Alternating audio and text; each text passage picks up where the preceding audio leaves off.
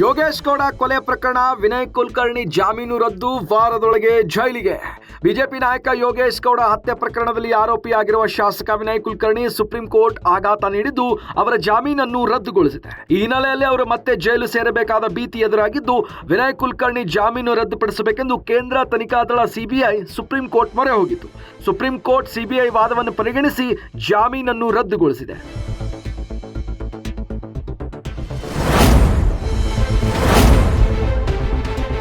ನ್ಯಾಯಾಂಗ ತನಿಖೆಗೆ ಒಪ್ಪಿಸಿ ಪ್ರತಿಪಕ್ಷ ನಾಯಕ ಆರ್ ಅಶೋಕ್. ಚಿನ್ನಸ್ವಾಮಿ ಕ್ರೀಡಾಂಗಣದ ಬಳಿ ನಡೆದ ಕಾಲ್ತುಳಿತದ ಘಟನೆಯಲ್ಲಿ ಸರ್ಕಾರವೇ ಅಪರಾಧಿ. ಇದನ್ನು ನ್ಯಾಯಾಂಗ ತನಿಖೆಗೆ ಒಪ್ಪಿಸಿ ತಪ್ಪಿತಸ್ಥರಿಗೆ ಶಿಕ್ಷೆ ಆಗುವವರೆಗೂ ನಾವು ಹೋರಾಟ ಮಾಡುತ್ತೇವೆ ಎಂದು ಪ್ರತಿಪಕ್ಷ ನಾಯಕ ಆರ್ ಅಶೋಕ್ ಹೇಳಿದ್ದಾರೆ.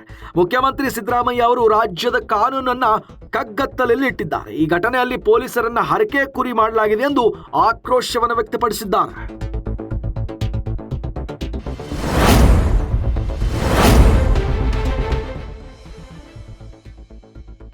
ಹೆಡ್ ಕಾನ್ಸ್ಟೇಬಲ್ ಏಕಾಂಗಿ ಪ್ರತಿಭಟನೆ, ದಯಾನಂದ್ ಅಮಾನತ್ತು ರದ್ದತಿಗೆ ಆಗ್ರಹ.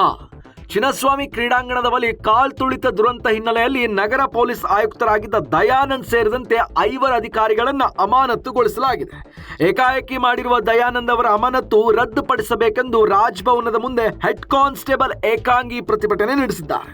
ತೋಳಿಗೆ ಕಪ್ಪು ಬಟ್ಟಿ ಧರಿಸಿ ಅಂಬೇಡ್ಕರ್ ಫೋಟೋ ಹಿಡಿದುಕೊಂಡು ರಾಜ್ಭವನದ ಮುಂದೆ ಪ್ರತಿಭಟನೆ ನಡೆಸಿದ್ದಾರೆ. ಅಮಾನತು ಮಾಡಿರುವ ದಯಾನಂದ್ ಅವರನ್ನ ಅಮಾನತುಗೊಳಿಸಿರುವ ಆದೇಶ ಕೂಡಲೇ ಹಿಂಪಡೆಯಬೇಕೆಂದು ಪೊಲೀಸ್ ರಕ್ಷಣೆ ನೀಡಬೇಕೆಂದು ನರಸಿಂಹರಾಜು ಅವರು ದೂರಿನಲ್ಲಿ ತಿಳಿಸಿದ್ದಾರೆ.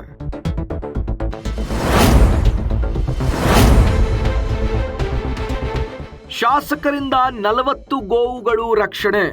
ಬಕ್ರೀದ್ ಹಬ್ಬದ ಹಿನ್ನೆಲೆಯಲ್ಲಿ ಸಿದ್ಧವಾಗಿದ್ದ 40ಕ್ಕೂ ಅಧಿಕ ಗೋವುಗಳನ್ನು ಬಿಜೆಪಿ ಶಾಸಕ ಶರಣು ಸಲಗಾರ್ ರಕ್ಷಿಸಿದ್ದಾರೆ. ಬಸವ ಕಲ್ಯಾಣ ಪಟ್ಟಣದ ಮೆಹಬೂಬ್ ಗಲ್ಲಿಯಲ್ಲಿ ಗೋವುಗಳನ್ನು ಅಕ್ರಮವಾಗಿ ಇರಿಸಿದ್ದಾರೆ ಎಂಬ ಖಚಿತ ಮಾಹಿತಿಯ ಮೇರೆಗೆ ಶರಣು ಸಲಗಾರ್ ಶುಕ್ರವಾರ ಬೆಳಗ್ಗೆ ಶೆಡ್ ಮೇಲೆ ದಾಳಿ ಮಾಡಿದ್ದಾರೆ. ದಾಳಿಯ ವೇಳೆ ಗೋಮಾಂಸ ಪತ್ತೆಯಾಗಿದ್ದು ನಿಮ್ಮ ಕುಮ್ಮಕ್ಕಿನಿಂದಲೇ ಗೋವುಗಳ ಹತ್ಯೆ ನಡೆಯುತ್ತಾ ಇದೆ, ದಮ್ಮಿದ್ದರೆ ಇಲ್ಲಿಗೆ ಬಾರೋ ಎಂದು ಕಾಂಗ್ರೆಸ್ ಮುಖಂಡ ವಿನಯ್ ಸಿಂಗ್ಗೆ ಸಲಗಾರ್ ಸವಾಲ್ ಹಾಕಿದ್ದಾರೆ.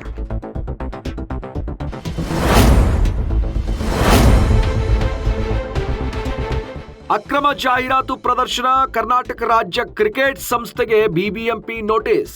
ಚಿನ್ನಸ್ವಾಮಿ ಕ್ರೀಡಾಂಗಣದಲ್ಲಿ ಬಿಬಿಎಂಪಿಯ ಅನುಮತಿ ಇಲ್ಲದೆ ಅನಧಿಕೃತವಾಗಿ ಜಾಹೀರಾತು ಪ್ರದರ್ಶನ ಮಾಡಿದ ಹಿನ್ನೆಲೆಯಲ್ಲಿ ಬಿಬಿಎಂಪಿಯು ನೋಟಿಸ್ ನೀಡಿದೆ. ಬಿಬಿಎಂಪಿಯ ಮುಖ್ಯ ಆಯುಕ್ತರ ಅನುಮೋದನೆ ಇಲ್ಲದೆ ಜಾಹೀರಾತು ಪ್ರದರ್ಶನಕ್ಕೆ ಅವಕಾಶವಿರುವುದಿಲ್ಲ. ಹೀಗಾಗಿ ಚಿನ್ನಸ್ವಾಮಿ ಕ್ರೀಡಾಂಗಣದಲ್ಲಿ ಒಳಭಾಗದಲ್ಲಿ ಎಲ್ಇಡಿ ಪರದೆಗಳ ಮೂಲಕ ಅನಧಿಕೃತವಾಗಿ ಜಾಹೀರಾತು ನೀಡಿದ್ದಕ್ಕೆ ವಿಶೇಷ ಆಯುಕ್ತ ಮೌನೇಶ್ ಮುಗ್ದಲ್ ನೋಟಿಸ್ ನೀಡಿದ್ದಾರೆ.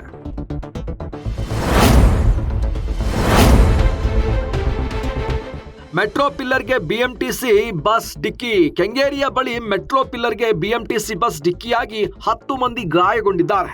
ಚಾಲಕ ನಿರ್ವಾಹಕರು ಗಾಯಾಳುಗಳಲ್ಲಿ ಸೇರಿದ್ದು ಚಾಲಕನ ನಿಯಂತ್ರಣ ತಪ್ಪಿ ಬಸ್ ವೇಗವಾಗಿ ಬಂದು ಪಿಲ್ಲರ್ಗೆ ಡಿಕ್ಕಿಯಾಗಿದ್ದು, ಹೀಗಾಗಿ ಕೆಂಗೇರಿ ಸಂಚಾರಿ ಪೊಲೀಸ್ ಠಾಣೆಯಲ್ಲಿ ಪ್ರಕರಣ ದಾಖಲಾಗಿದೆ.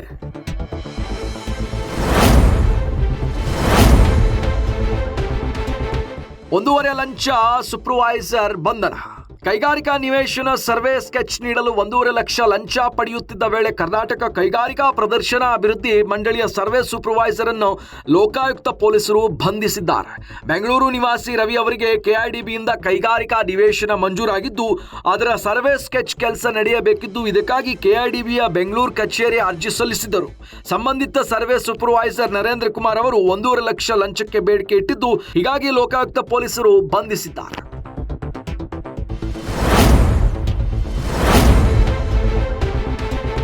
ವಿಶ್ವದ ಅತಿ ಎತ್ತರದ ರೈಲ್ವೆ ಸೇತುವೆ ಉದ್ಘಾಟನೆ. ಜಮ್ಮು ಕಾಶ್ಮೀರ ರೈಲ್ವೆ ಸಂಪರ್ಕದಲ್ಲಿ ಹೊಸ ಮೈಲುಗಲ್ಲು. ವಂದೇ ಭಾರತ್ ಸಂಚಾರಕ್ಕೂ ಚಾಲನೆ. ಕಾಶ್ಮೀರದ ರಿಯಾಜ ಜಿಲ್ಲೆಯ ಕಾಟ್ರಾ ಬಳಿ ಚೆನಾಬಾ ನದಿಗೆ ನಿರ್ಮಿಸಿರುವ ವಿಶ್ವದ ಅತ್ಯಂತ ಎತ್ತರದ ರೈಲ್ವೆ ಸೇತುವೆಯನ್ನು ಪ್ರಧಾನಿ ಮೋದಿ ಉದ್ಘಾಟಿಸಿದ್ದಾರೆ. ಉದ್ಘಾಟನೆಯ ನಂತರ ತ್ರಿವರ್ಣ ಧ್ವಜ ಹಿಡಿದು ಮೋದಿ ಅವರು ಸೇತುವೆ ಮೇಲೆ ನಡೆಯುವ ಮೂಲಕ ಗಮನ ಸೆಳೆದಿದ್ದಾರೆ. ಉದ್ಘಾಟನೆಗೂ ಮುನ್ನ ರೈಲ್ವೆದ ಎಂಜಿನ್ ಕೋಚ್ನಲ್ಲಿ ಪ್ರಯಾಣಿಸಿ ಕಾರ್ಯಕ್ರಮ ಸ್ಥಳಗಳನ್ನು ಮೋದಿ ತಲುಪಿದರು. ಚೆನಾಬಾ ಸೇತುವೆಯನ್ನು ಉದ್ಘಾಟಿಸಿದ ನಂತರ ಮೋದಿ ಅವರು ಅಂಜಾ ನದಿಗೆ ನಿರ್ಮಿಸಿರುವ ದೇಶದ ಮೊದಲ ರೈಲ್ವೆ ತೂಗು ಸೇತುವೆಯನ್ನು ಕೂಡ ಉದ್ಘಾಟಿಸಿದ್ದಾರೆ.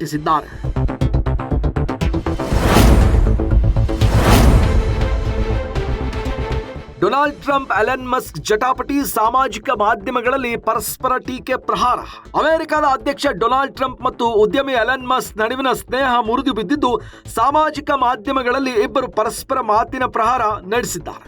ಇದರ ಬೆನ್ನಲ್ಲೇ ಇಬ್ಬರು ಮಾತುಕತೆ ಮೂಲಕ ಭಿನ್ನಮತ ಶಮನಗೊಳಿಸಲಿದ್ದಾರೆ ಎಂದು ವರದಿಯಾಗಿತ್ತು. ಆದರೆ ಶ್ವೇತಭವನದ ಅಧಿಕಾರಿಯೊಬ್ಬರು ಈ ವರದಿಯನ್ನು ಅಲ್ಲಗಳೆದಿದ್ದಾರೆ.